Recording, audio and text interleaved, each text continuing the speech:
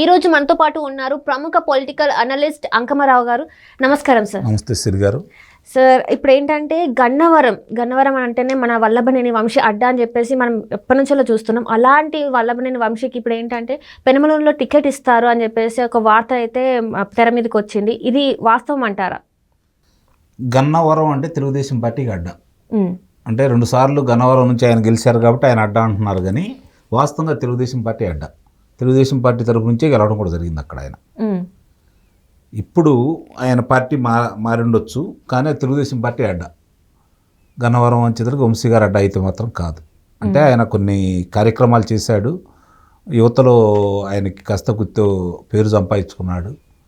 అందువల్ల తెలుగుదేశం పార్టీ తోడు ఆయన కూడా కలిసిపోవడం వల్ల అది వారికి కంచుకోటగా మారింది.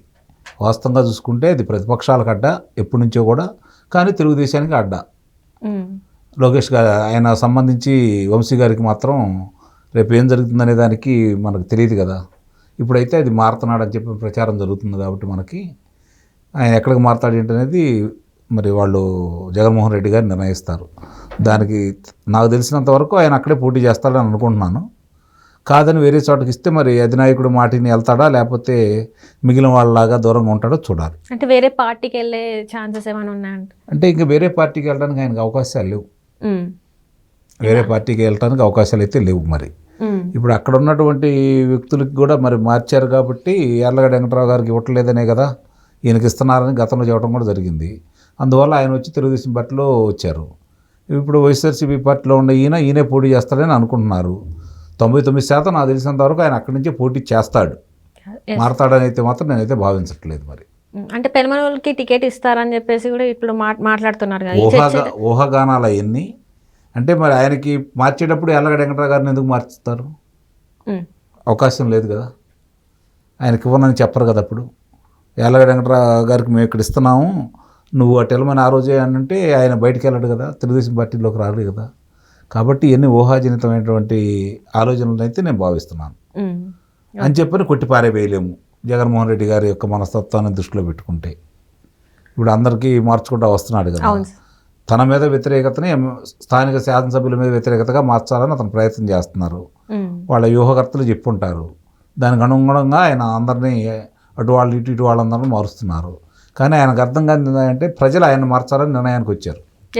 వైఎస్ఆర్సీపీ పార్టీని ఇంటికి పంపించేసి జగన్మోహన్ రెడ్డి గారిని కూడా ఒక రకంగా చెప్పాలంటే పులివెందులలో కూడా ఓడించాలని ప్రజలు నిర్ణయించుకున్నారని సమాచారం వస్తుంది.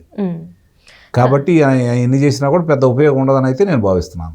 సో ఇప్పుడు మీరు మాట్లాడినట్టు ఇప్పుడు ఏంటంటే ఈ సంక్రాంతికి వరకు మన జగన్ గారికి అంటే రాయలసీమలో కూడా మొత్తం చెడిందనే వినిపిస్తుంది. ఎక్కడ చూసినట్టే కొంతమంది ఆల్రెడీ బయటికి వెళ్ళడం జరిగింది, వేరే పార్టీలోకి వెళ్ళడం జరిగింది. ఇప్పుడు కూడా ఇంకా రాయలసీమలో ఇంకా ఎక్కడైతే తను కంచుకోటగా అనుకున్నారో అక్కడ కూడా తనది అంటే గెలిచే ఛాన్సెస్ లేవన్నట్టుగా వినిపిస్తున్నాయి. సో ఇది ఎంతవరకు వాస్తవం అంటారు?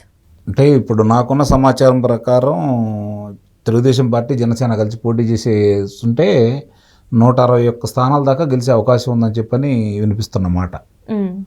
కాబట్టి అది వాళ్ళ వేగుల ద్వారా కేంద్రం నుంచి వచ్చి పరిశీలించిన వేగుల ద్వారా కూడా వాళ్ళకు సమాచారం అంది ఉంటుంది. అందువల్ల వాళ్ళు విచిత్రమైనటువంటి ప్రయోగాలు చేస్తూ ఉన్నారు. చూద్దాం వాళ్ళ ప్రయత్నాలు. అందే దానికి ఏంటంటే చివరి అంశంగా ఆయన ఏమెత్తుకున్నాడు అంటే ఏదో విధంగా కులాల మధ్య కుంపటి పెట్టాలనే ఆలోచనకు వచ్చారని చెప్పి కనపడతాం చూడబోతే. ఎందుకంటే నిస్సందేహంగా తెలుగుదేశం పార్టీ అఖండ విజయం సాధించే యొక్క స్థానాల్లో వాళ్ళని తీసుకుని వచ్చి బీసీలను కావచ్చు, ఎస్సీలను కావచ్చు, వాళ్ళని పెట్టి ప్రయోగం చేసి చూసారా ఎక్కువ సీట్లు మేము వాళ్ళకి ఇచ్చాం, మా సీట్లు కూడా త్యాగం చేసామని చెప్పుకోవడం కోసం అలా ప్రయోగం చేస్తున్నారు. అవి ఓడిపోయే స్థానాలను వాళ్ళకి క్షుణ్ణంగా తెలుసు. అలాంటి చాట వీళ్ళని బలిపస్తం చేస్తున్నారు.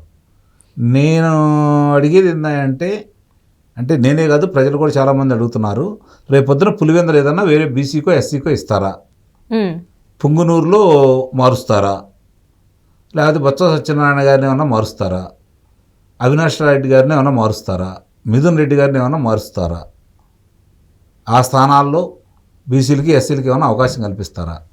అప్పుడు కదా మీరు అనుకున్నది జరిగేది, మీరు అనుకున్న ప్రచారానికి ఊతం వచ్చేది, మీరు చేస్తున్నటువంటి ప్రచారం ప్రజలు నమ్మేది. మీరు ఇప్పటి వరకు మీరు మాట్లాడిన దానికి దేనికి కట్టుబడి ఉన్నారు, మీరు ఇచ్చిన హామీలు ఏమి నెరవేర్చారు ప్రజలు మిమ్మల్ని విశ్వసించడానికి అనే భావన ప్రజల్లో స్పష్టంగా ఉంది. వాళ్ళు ఏం చేసుకున్నా కూడా తలకిందుగా తపస్సు చేసినా, నడు సముద్రంలోకి వెళ్ళి వాళ్ళు దూకినా కూడా ప్రజలు ఈరోజు విశ్వసించే పరిస్థితులు అయితే లేరు వాళ్ళు.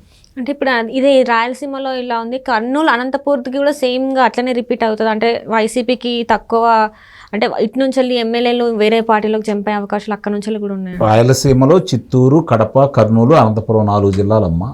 4 జిల్లాలు కలిపి 52 స్థానాలు ఉన్నాయి.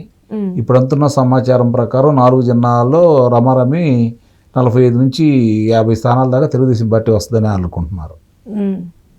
ఇంకా వైసీపీకి అనేది ఇంకా చాలా తక్కువైపోయింది మొత్తానికి. అంటే ఈయన చేసిన తప్పిదాలు అంటారా సార్? ఎలా చూసుకోవాలి మనం? అంటే జగన్మోహన్ రెడ్డి గారి యొక్క పరిపాలనే కారణం, అంత తప్ప వేరేం లేదు. నాకు తెలిసి ఇలాంటి అవకాశం ఎవరు ఇచ్చుండరు. ఏ రాష్ట్రానికి సంబంధించినా కూడా ఇంత యొక్క అత్యధిక మెజార్టీ ఎవరు ఇచ్చుండరు. మరి ఆయనకి ఇచ్చిన సమయంలో 151 స్థానాలు, 151 మంది శాసనసభ్యులు, 22 మంది లోక్సభ సభ్యులను ఇచ్చిన తర్వాత ఆయన కనుక ఇప్పుడున్నటువంటి ఆంధ్ర రాష్ట్రంలో వనరులను సద్వినియోగం చేసుకొని అభివృద్ధి ప్రయాణం కనుక ఆంధ్ర రాష్ట్రాన్ని పయనించి చేసే విధంగా కనుక ముందుకు తీసుకెళ్ళి యువకులకి సరైన ఉద్యోగాలు కలవజేసి వాళ్ళ పరిశ్రమలు తీసుకొని వచ్చి రైతాంగానికి సక్రమమైన రీతిలో వారికి ఎరువులు, పురుగు మందులు అందజేసి, మరి వాళ్ళకి సకాలంలో నీరు అందజేసి, వాళ్ళకి విపత్తులు వచ్చినప్పుడు వాళ్ళని ఆదుకొని ముందుకు తీసుకొని వెళ్ళినట్టయితే తెలుగుదేశం పార్టీకి పోటీ చేయడానికి అభ్యర్థులు ఉండకపోయేవాళ్ళు నిస్సందేహంగా. కానీ ఈరోజు ఆ పార్టీకి అభ్యర్థులు లేని పరిస్థితిని తీసుకొచ్చాడు అంటే ఆయన పరిపాలనే. ఆయన పరిపాలన వల్లే వ్యతిరేకత, జగన్మోహన్ రెడ్డి గారి మీద వ్యతిరేకత ఉందే తప్ప స్థానిక శాసనసభ్యుల మీద ఉన్న వ్యతిరేకత 10-20% మాత్రమే. 80 నుంచి 90% జగన్మోహన్ రెడ్డి గారి మీద వ్యతిరేకత. ఆయన నిర్వహించిన కార్యక్రమాలు, ఆయన ప్రవర్తించిన తీరు. అంటే ఇప్పుడు పథకాలన్నీ ప్రజలకి సానుకూలంగా లేవంటారా సార్? ఆయన తీసుకొచ్చే పథకాలు సానుకూలంగా లేవని ఎలా అంటాం? పథకాలు ఉన్నాయి. ఎంతవరకు చెప్పిన పథకాలన్నీ ఆయన అమలు చేస్తున్నారు. పథకాలను గత ప్రభుత్వాలు కొనసాగించిన పథకాలని తిరిగి పేర్లు మార్చి చేస్తున్నాడే తప్ప కొత్తగా ఆయన పెట్టిన పథకాలు ఏంటో 2 చెప్పండి. లేవు కదా. దానికి కూడా అసంతృప్తిగానే చేసుకుంటూ వస్తున్నాడు. ఇచ్చిన మాట నిలబెట్టుకోలేదు.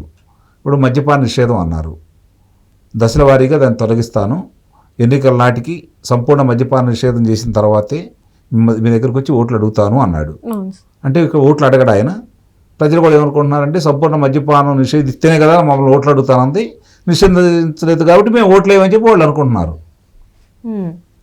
ఇప్పుడు రైతులకు సంబంధించి ఏం న్యాయం చేశాడు? విద్యార్థులకు ఏం న్యాయం చేశాడు? ఎస్సీ కులాలకి, బీసీ కులాలకి ఏం న్యాయం చేశాడు? ఉద్యోగస్తులకి ఏం న్యాయం చేశాడు?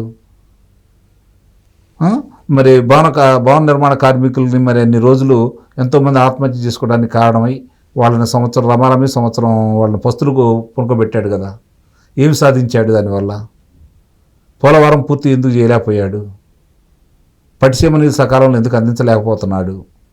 విద్యార్థులకు సంబంధించినటువంటి ఫీజు రీయింబర్స్మెంట్ ఎంతవరకు ఆయన ఇవ్వగలుగుతున్నాడు?